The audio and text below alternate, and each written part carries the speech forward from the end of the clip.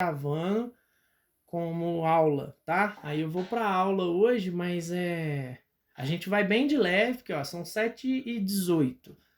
E é um teminha que vai ter bastante informação que vocês até já viram. Então, quando tiver tranquilo, a gente acelera. Quando tiver mais enjoadinho, vocês me falam, tá? Não reparem, tá com esses doutor aí, essas frescuragens, tem nada disso. É porque eu não mudei essa cara aí. Então a gente usa aí, ó, que é uma área principal para vocês agora. Agora a gente começa a ficar mais específico, né? Posições do corpo.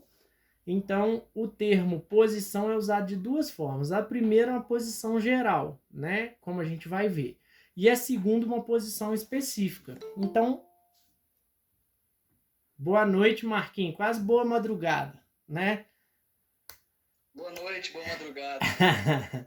Então, ó, as posições gerais do corpo aí, elas vão ser essas que vocês já conhecem. Essa eu posso passar mais rápido, né? Decúbito dorsal. Então, para quem tem dúvida ainda, gente, não se confundam. Decúbito significa deitado sobre. Então, eu fazia esse tipo de confusão. Decúbito dorsal é deitado sobre as costas, porque a gente fica em dúvida assim. Eu ficava, pelo menos, né? Então, decúbito dorsal deitado sobre as costas, tá? Com a face anterior do corpo para cima. Alguém tem dúvida disso? Não, né? Falem.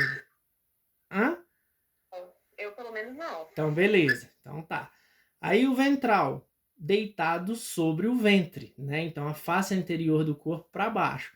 Ereta, na posição vertical ou ortostática, vai ser em pé ou sentado com o tronco ereto. E aí, quando a gente fala em posição anatômica, a mão vai estar espalmada para frente, né? A pessoa vai estar aparecendo com a palma da mão, que é a vista anterior, que seria o AP de vocês aí, tá? Quando eu falar alguma coisa que vocês não estão acostumados, vocês me falem que eu dou um jeitinho aí, tá bom?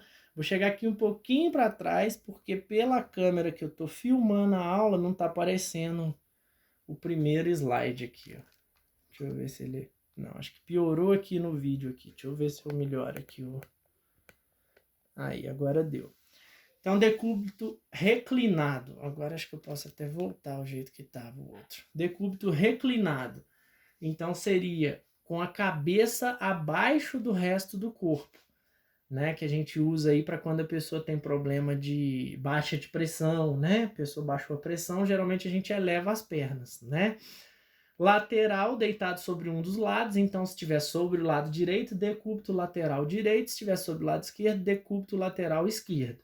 Tredelenburg, ou Tredelenberg, não sei como é que vocês aprenderam essa pronúncia, é um decúbito dorsal que a cabeça fica num nível abaixo, mais baixo que os pés. Então, qual que seria a diferença aí? Porque o decúbito reclinado é deitado em qualquer posição com a cabeça abaixo do resto do corpo. Então, você pode estar em decúbito lateral reclinado. Entenderam? E o Tredelenburg é um nome que alguém que descobriu, né, para usar, ela é somente com o decúbito dorsal, onde a cabeça está mais baixo que o nível dos pés. Sim ou não? Porque seria a mesma coisa, só que o reclinado quer dizer que você pode pôr a pessoa de lado. Aí ele ainda vale como reclinado. Ok? Ok. Posição de sim, aí para quem vai trabalhar com essa parte de intestino, né? Que é um decúbito oblíquo, onde você tem um joelho dobrado e a perna de baixo esticada, né? Então, o lado anterior esquerdo com a perna esquerda esticada e o joelho direito parcialmente fletido. É o que eu costumo brincar que é o de ladinho, né? A posição de sim modificada é usada para inserção de um tubo retal para enema baritado. Então, a pessoa deitou de ladinho, aquele quase de bruço, né? Só que com a perna, uma delas dobradas. Aí é posição para esse tipo de procedimento. E Fowler, a cabeça vai estar mais alta que o corpo. Isso aí eu acredito que vocês já sabem, né? Então essa aí a gente usa para anti-refluxo, quando a pessoa tem problema de gastrite, né? Coisas assim, certo? Litotomia é um decúbito dorsal na qual os joelhos e quadril ficam fletidos, a coxa abduzida e rodada externamente. Então é a posição ginecológica, tá?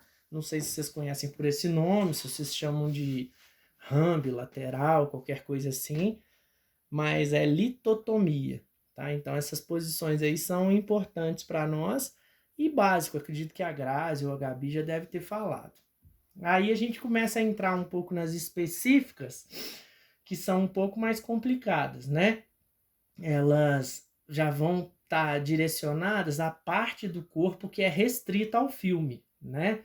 Então isso aqui seria legal, infelizmente, na aula presencial, mas não tem muito como, então a gente vai desse jeito mesmo, né? Então, não tem mistério. A gente vai falar posição lateral refere-se ao lado ou à visão lateral, né? Que vocês já estão carecas de saber. Aí, a posição que está colada no filme é a que vai indicar o perfil direito ou esquerdo. Então, se você colou o braço direito lá no filme, posição de perfil, né? Lateral direito. Isso está o esquerdo. Então, o perfil verdadeiro é 90 graus. Fugiu disso aí, a gente chama de oblíquo, né? Então, 90 graus seria o quê? AP ou PA entrando reto e a pessoa virou de lado retinha, perfil. Fora disso, a gente fala que é oblíquo, né?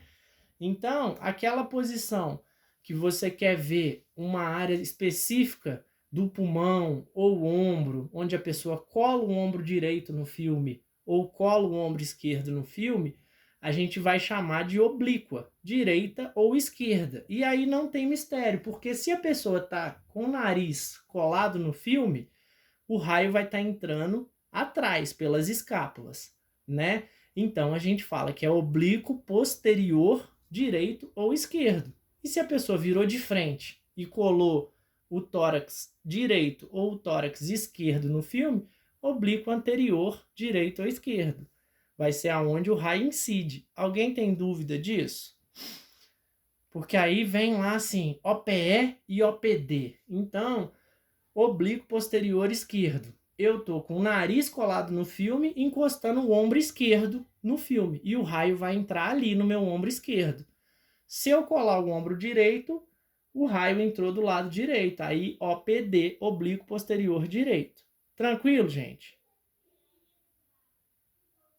Porque quando você começa a interpretar muito, olha lá, os feixes do raio-x saem na face direita ou esquerda do corpo. Então, assim, aí começa, às vezes, a não ter uma interpretação muito boa. Mas aí tá tranquilo, ó. Aí ali ele vai falar esse inverso que eu falei para vocês, ó. Também pode ser denominadas oblíquas AP, porque o raio central penetra na superfície anterior e sai posteriormente. Isso não é uma descrição completa. Então, a gente usa OPD e OPE. Mas quando a pessoa vira de frente, a gente pode usar OAD, né, oblíquo anterior direita, ou oblíquo anterior à esquerda. Sim? Sim. Aí, olha lá, eu não vou ficar lendo raio-x assim, lendo slide demais, porque não tem necessidade. Ela é tudo que a gente já falou. Oblíquo anterior direita, o raio entra na face anterior e você está com as costas coladas no filme. Então, o lado direito restrito ao filme ou o esquerdo.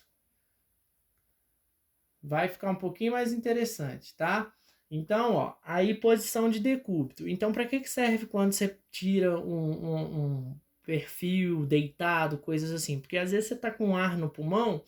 Então, por exemplo, se for ar no pulmão, a pessoa quebrou uma costela, que às vezes não sangrou e só perfurou ali a parte da pleura, vai entrar um ar, vai dar um pneumotórax, que a gente vai ver isso, né? E aí você deita a pessoa com o lado lesionado para baixo, para o ar sair de onde está o trauma e ir para o mediastino para a gente ver a quantidade de oxigênio que tem lá, quantidade de ar que tem lá, que o ar se mobiliza, certo? E quando é líquido, você põe a lesão com o lado lesionado virado para baixo, Ah, peraí, falei errado, tá? Tá vendo que confunde. Quando é ar, você deita com o lado lesionado para cima, para tirar do mediastino, porque senão, mediastino, para quem não lembra, é essa região do externo aí, que vai variar um pouquinho. Então, se o ar ficar ali, você não sabe o tanto de ar que tem. Então, você deita com o lado lesionado para cima. E se for líquido, você deita com o lado lesionado para baixo, para o líquido descolar do mediastino, e você vê a quantidade de líquido que tem nesse pulmão. Mas isso é assunto lá para frente. É só para a gente entender porquê de algumas posições, tá? Então, decúbito lateral direito, esquerdo, direito ou esquerdo, o paciente deita-se sobre o lado, a fonte de raio-x é posicionada. Então, isso aí a gente já falou, eu posso acelerar um cadinho, tá? Esse decúbito ventral, o paciente está deitado com a parte ventral, né? Com os raios-x direcionados horizontalmente, saindo do lado mais próximo do filme, que determina a posição radiografada. Então aí vai ser alguma coisa mais intestinal, alguma coisa assim também. Aí esses termos de incidência que começam um pouco as confusões, que eu acredito que às vezes vocês já estão mais afiados, tá? Então, peraí, caiu a filmagem. Deixa eu arrumar aqui de novo. Faz parte. Eu tenho que filmar porque senão tem gente que tá sem internet, tá, gente? Caiu o outro telefone. Tem que ter uns contra-regra aí pra dar um apoio. Não tem. Pior que não tem. Aqui, então, olha lá. A gente agora vai falar quando você angula o raio central. Então, o que vocês são acostumados? O raio central sempre entrando reto na região que você precisa radiografar. Quando você angula para cima ou para baixo, esse raio central ele já vai chamar de axial, porque o eixo já variou dos 90 graus. Então, olha lá, esse termo de baixo para cima ou de cima para baixo, que a gente chama, ele vai chamar crânio caudal, né? Ou, ou caldo encefálico, que ele vai de cima para baixo ou de baixo para cima, superior ou cefálico. Então, o termo superior, inferior ou céfalo-caudal descreve uma posição axial verdadeira em que o raio central é direcionado ao longo do eixo axial ou à linha central do corpo. Então, lendo assim fica muito complicado. O que isso aí quis dizer? Você às vezes está tirando o raio-x com um raio vindo de cima. E isso aqui, o raio veio crânio caudal, certo? Se for de baixo para cima, o raio vai vir, né, da cauda para o crânio. Então, vai ser caldo encefálico ou de inferior para superior, como vocês preferirem. E aí eu gosto de pensar assim, que o raio central angulou mais de 10 graus, já passa a ser uma incidência axial. Ok, gente? Porque quando você precisa visualizar, por exemplo, o ápice pulmonar, você, às vezes, o raio central está aqui, você sobe o raio e ele vai lá no ápice do pulmão. Então, você já está fazendo uma axial de baixo para cima. Alguém, quando falar aí escrito, porque eu estou olhando lá na tela, eu não fico olhando muito aqui na tela do Meet. Então, vocês me falam aí, tá? Então, olha lá, ó. Aplicação especial, axial AP ou PA, é usado para descrever qualquer ângulo do raio central maior que 10 graus. Vocês já viram isso ou não? Não. Não, né? Não que eu lembre. Então tá bom. Então depois alguém pode falar, mas o termo vai ser do mesmo jeito, tá? Então, olha lá, semiaxial, qualquer ângulo ao longo do eixo que não seja verdadeiramente ao longo ou paralelo ao eixo longitudinal. Não tem mistério. Longitudinal, de baixo para cima, latitudinal, de lado até o outro. Então, se for menor que 10 graus, é semiaxial, vai ser falso axial, certo? Então, porque geralmente vocês angulam o raio sempre reto, entrando reto onde você quer ver. Quando você precisa, por exemplo, de ombro, quando ele vai de baixo para cima, entrando lá na axila e saindo lá para cima, já é de baixo para cima ou caldo encefálico. Então, ínfero superior fica mais bonito, né? Ou supero inferior. frequentemente feitas para ombro e quadril, onde o raio central penetra abaixo ou inferiormente e sai acima ou superiormente. O contrário a isso é a incidência superinferior, como na incidência especial para ossos nasais. Aí a gente tem aquela incidência frontonaso-mentonaso, que você colou a testa no filme, né? Vai ser frontonaso. Colou o queixo no filme, mentonaso, que o raio tá vindo, tá saindo de um lado e entrando no outro lá em cima. Sim ou não? Sim. Ah, tem uma musiquinha rolando aí, hein, Thalita? Foi, Tem Thalita? não, é na televisão. Não, mas é bom.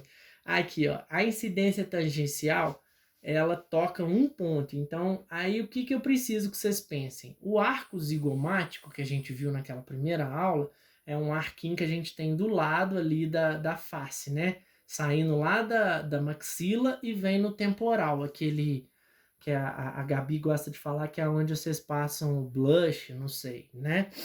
Então, quando a pessoa tem uma fratura num arco desse, você tem que fazer uma incidência tangencial, que significa tocando a curva ou superfície em apenas um ponto.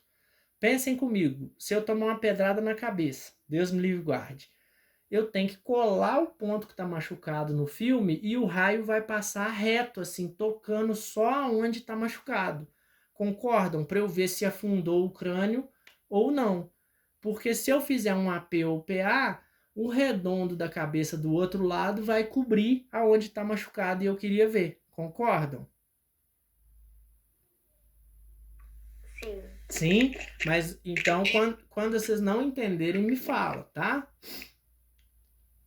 Então, assim, essa tangencial, no caso, é, o lugar que está lesionado é a parte que vai ficar pro lado do filme? Isso significa tocando a curva ou a superfície em apenas um ponto. Por exemplo, joelho. Vocês, meninas, têm o quadril mais largo. Então, teoricamente, a patela, vocês têm uma síndrome patelofemoral muito maior do que nos homens. Então, a patela gasta por trás. Como é que você faz para ver uma patela por trás? Bota o joelho dobrado lá, né? Coloca o joelho dobrado e o raio vai vir crânio caudalmente ali fazendo uma tangencial. Aí você pode chamar de tangencial ou axial crânio caudal. Entendeu? Porque ele vai pegar por trás da patela para você ver o que gastou ali de trás da patela. Então, olha lá, ó. Incidência de arco zigomático, incidência para trauma de crânio, para ver fratura depressiva e incidência especial da patela, além de outras. Então, quando você tem uma lesão de afundamento, geralmente a incidência tangencial é a mais usada. Quando afunda um crânio, a gente chama de lesão de ping-pong, que é tipo uma bolinha de ping-pong, né? Que afundou. Aí, se você fizer um AP e um perfil liso, você não vai ver a parte que está a parte que está afundada, depressiva. Sim? Sim. Então, beleza. Então, já já eu passo.